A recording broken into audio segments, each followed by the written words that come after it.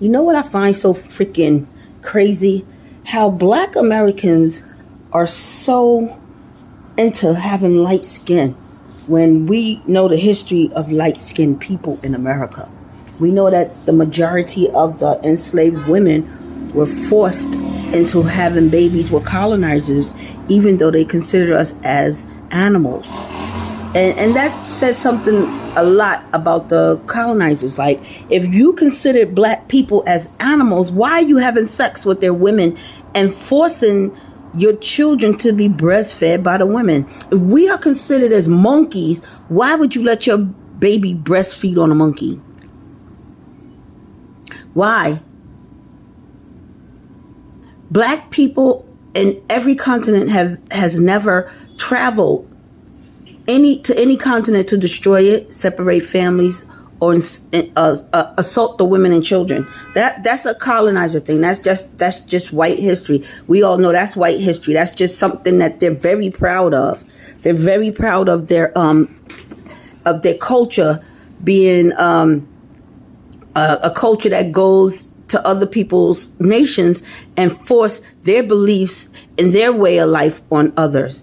This is why when I see black people talk about the baby's too light, or she's too light, or the baby's too dark, it's usually the baby is too dark.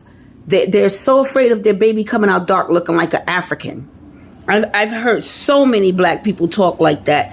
When I was little, my grandmother told me that light-skinned people in America is evidence of a crime during antebellum.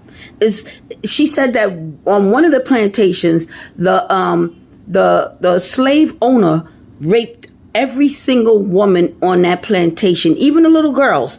He would wait until the little girls turn at least 13 when they get their menstrual.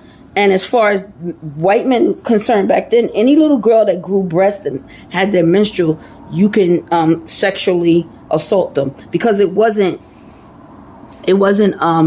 love. It wasn't out of love. It was assault.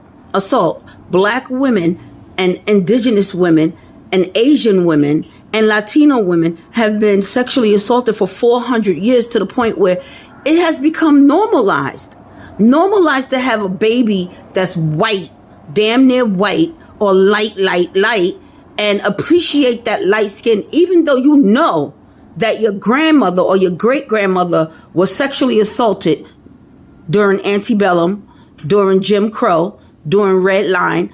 A lot of people from the South were running from their daughters being sexually assaulted by white men.